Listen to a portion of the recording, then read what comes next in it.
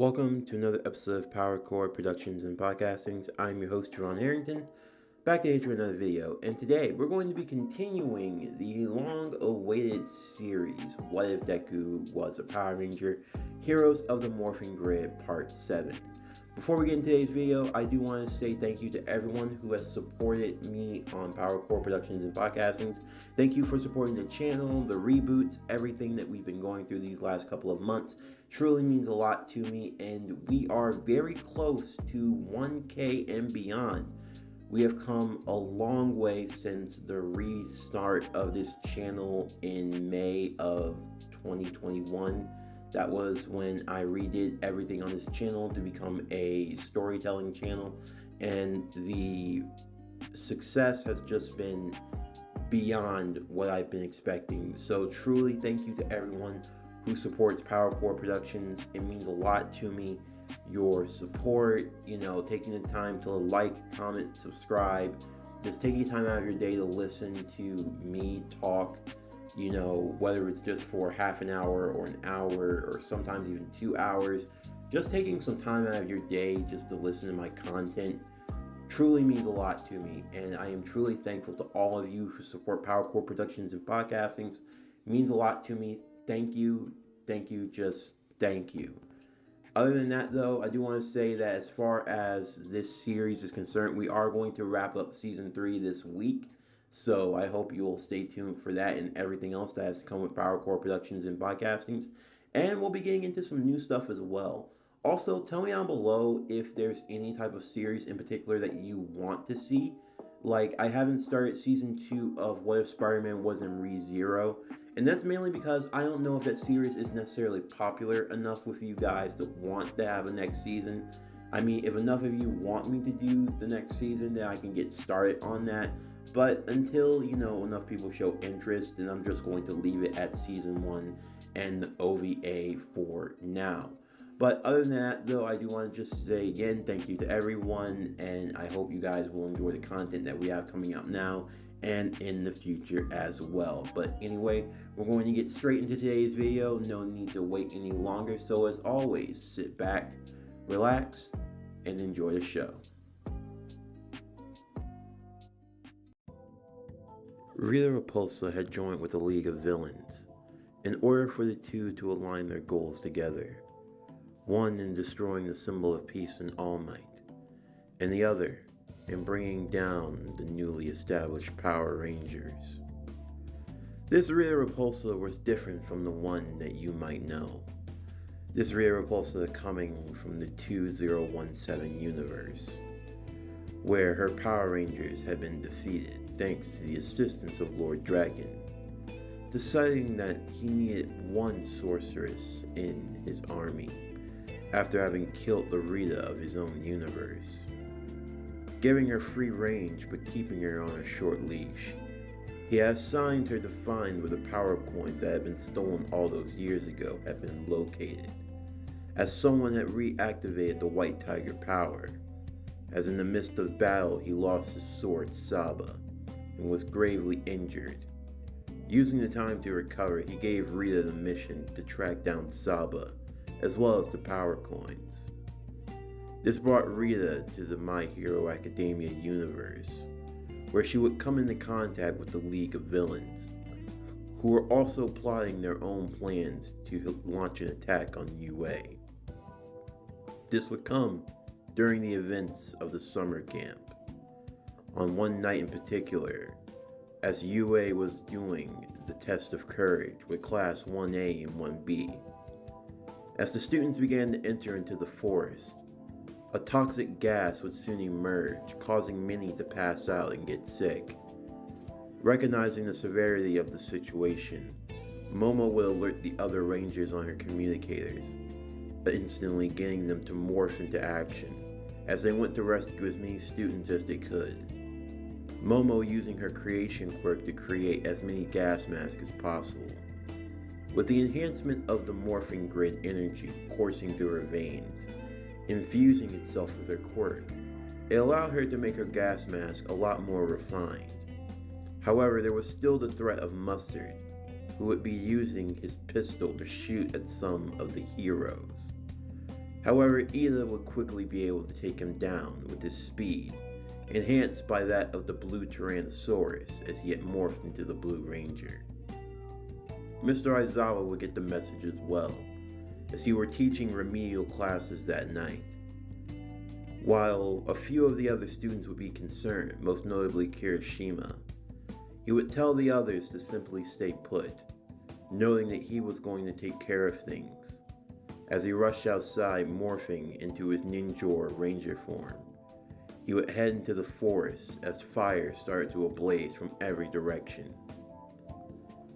In the meantime, Deku would get the information about the others as to what was going on, as he had moved to one of the cliff sides of the mountains to bring Kota some food.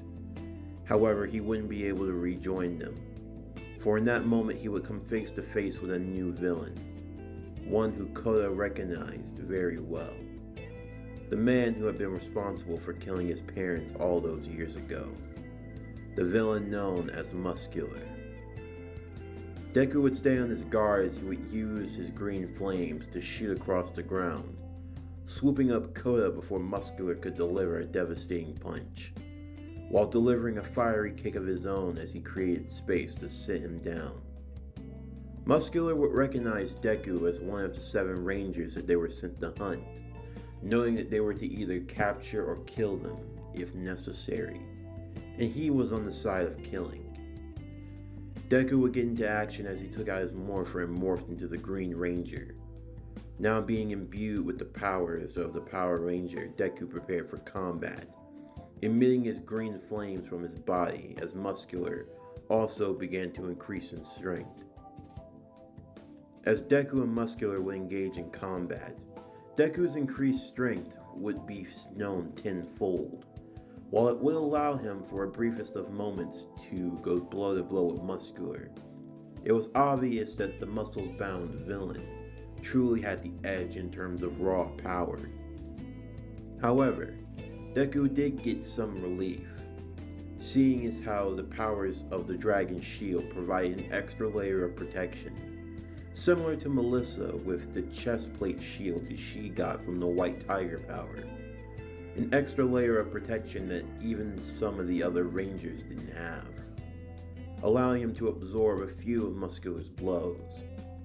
However, they would only prove to last but for so long, as with every punch, Deku could feel more and more power draining from his body.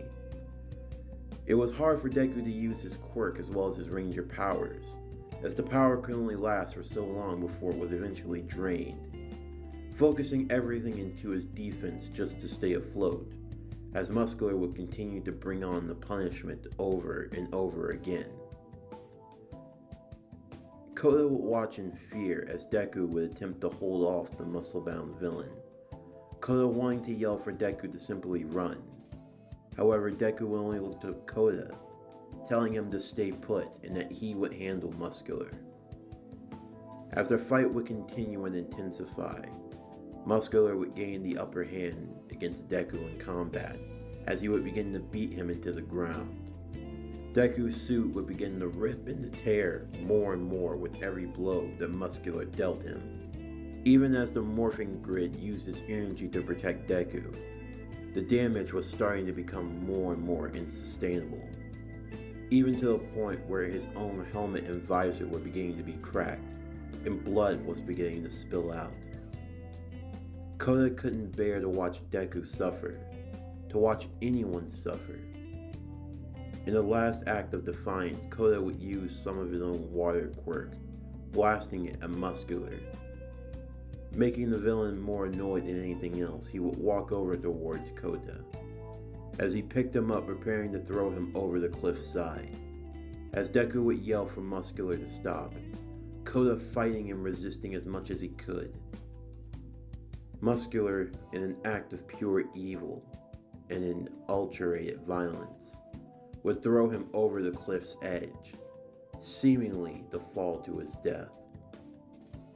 As Deku was slow to get up, seeing and believing as though he had lost Kota, that he had failed to save someone in need.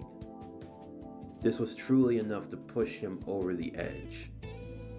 as a great light began to engulf Deku all around the mountainside. A light so bright that even a few others from the base of the camp could see it in the distance, as green flame would surround him entirely, and Deku's suit would slowly repair itself as he glowed anew. He would scream and roar like that of the mighty dragon, as green flame burst from every direction, as he would whip out the dragon dagger that also was coated in the flame. Muscular now would increase his muscle fibers, believing that he could simply beat Deku into submission. However, Deku would move at new speeds that Muscular was not prepared for, as Deku would begin to slice away at the muscle fibers, incinerating them with his green flame before they could regenerate. Deku's new determination was to burn him to the point where he wouldn't be able to regenerate any more muscle. Muscular, however, thought that he could regenerate more than enough until Deku's flame eventually ran out. It was a clash of wills to see who would break and who would fall first in this battle.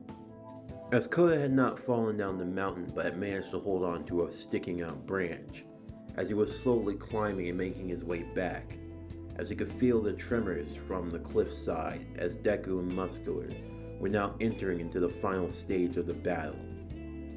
Deku would put both his hands together as Muscular would begin to rain down multiple heavy punches upon him, Deku's flame being concentrated deep within himself, like a fire enveloping on itself over and over again, condensing the flame into a deep, dark, infernal ball, believing that the closer he condensed his fire, the greater the output of damage and destruction would be.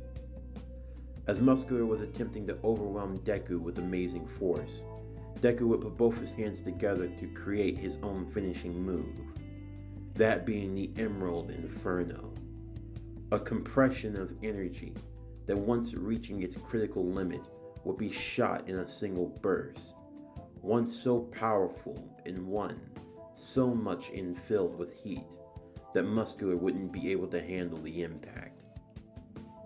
As Deku let the Emerald Inferno blast engulf both he and Muscular, shooting the two of them back across both sides of the mountain, Muscular would crash into the thick, solid side of the mountain stone wall, being knocked out completely unconscious, as most of his muscle fiber from his muscle-bound quirk had been incinerated and burnt to ash, unable to regenerate as he would fall to the ground.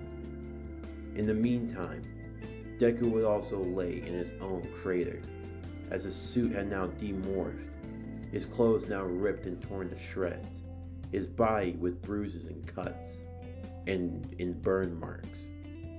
Kota would arrive by Deku's side as he would use his water quirk to try to cool down Deku's body, as it seemed as though he had overheated himself in combat. Thankfully, his ranger suit was able to reduce any of the severe burns. However, this was something that he would have to be more careful for. Similar to Todoroki in his own flame quirk, and how he had to be careful not to overheat himself.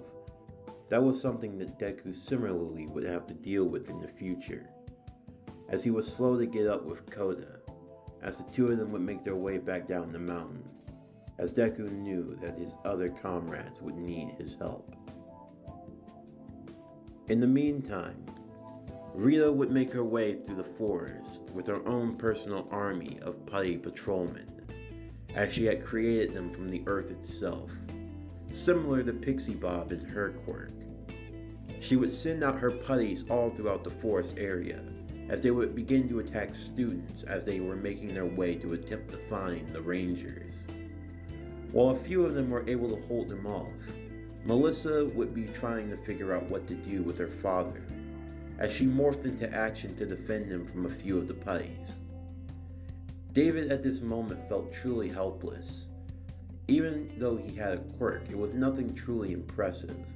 He was reduced to using a special gun blaster that he had created, with the help of Melissa and some of her ranger tech, as she and her father would take to fighting off some of the putties.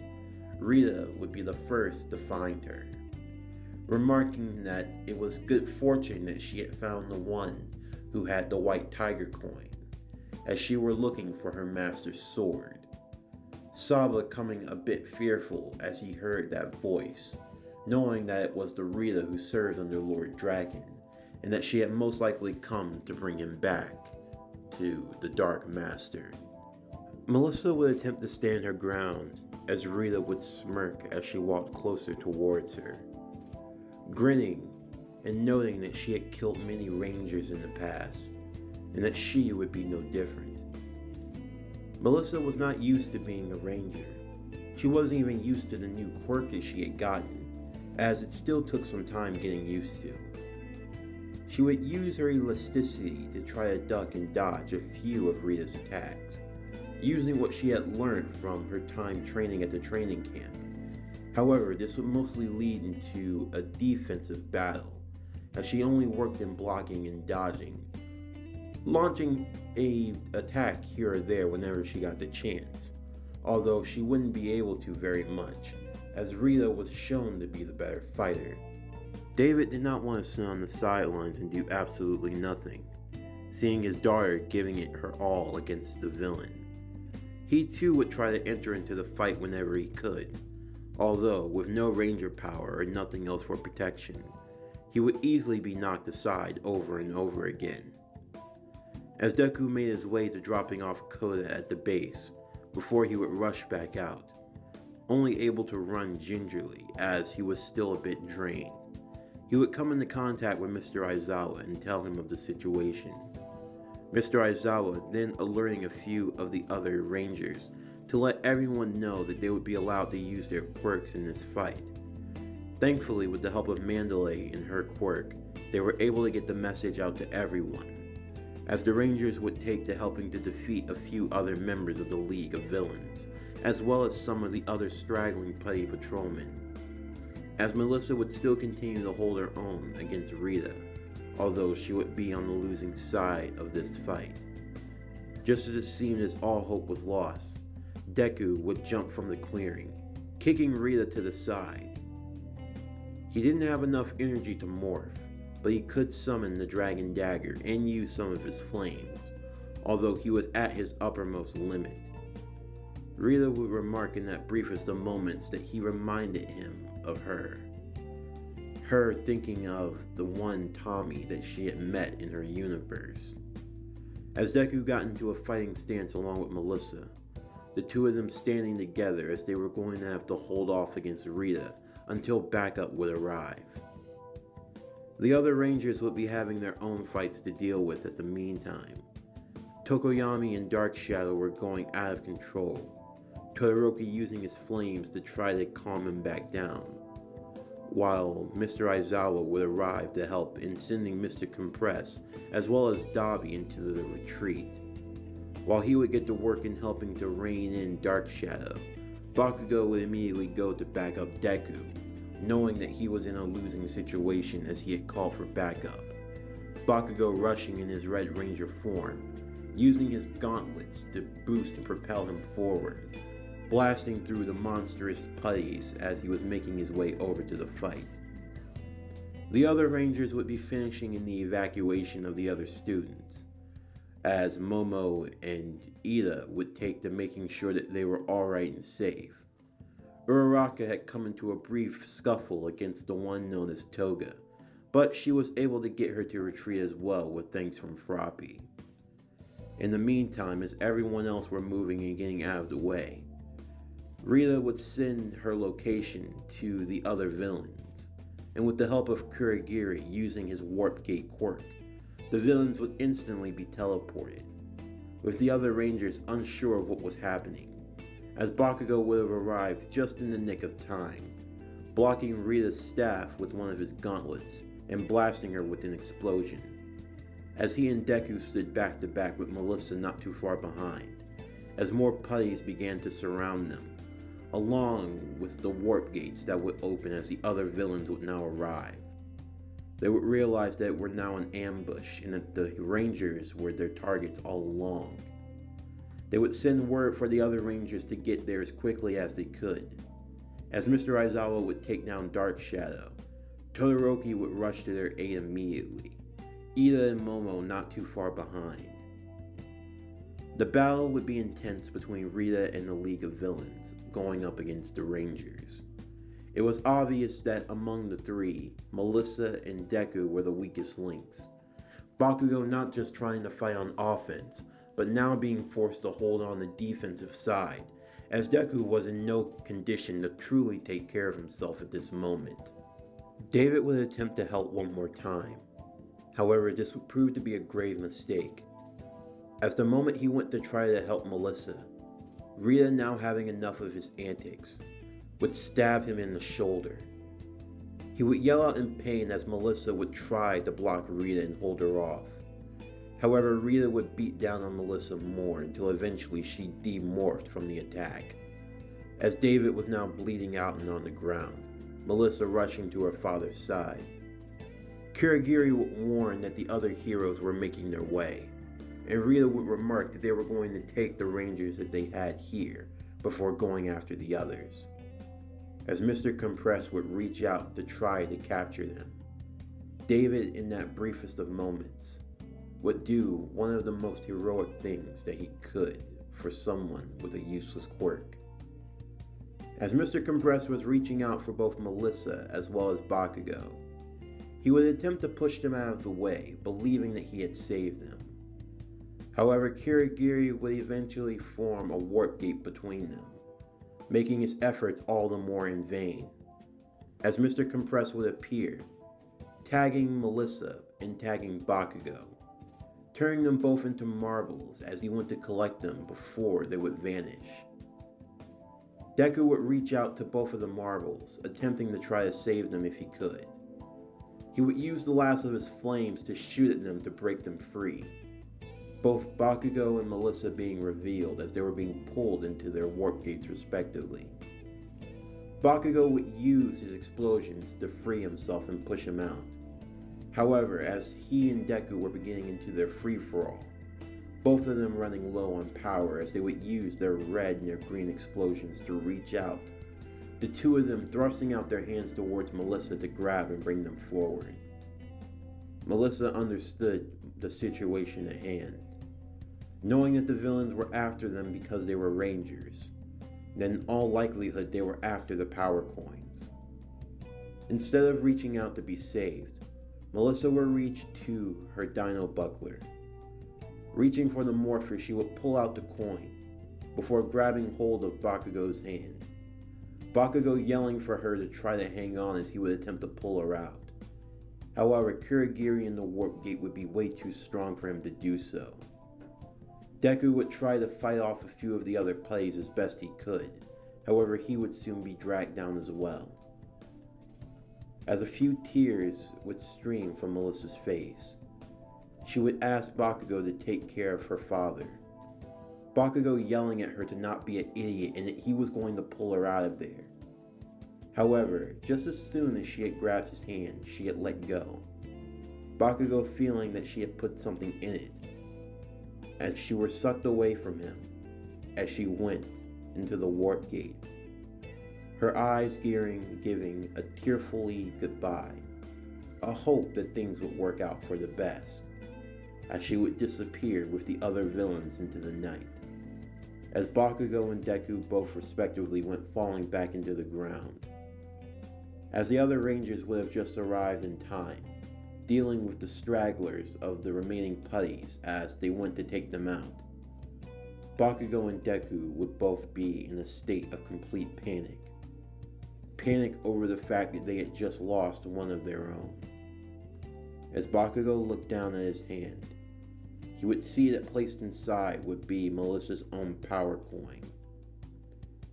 His hands would shake now. Despite his arrogance and his pride, above all else, Bakugo wanted to be a hero who always won. And now, when he needed to win the most, when he needed to be at his absolute best, he failed. And now because of that, they had lost one of their own teammates. Bakugo would look to the night sky as he would howl out in anger. shooting off a great explosion that would destroy all of the remaining putties at once.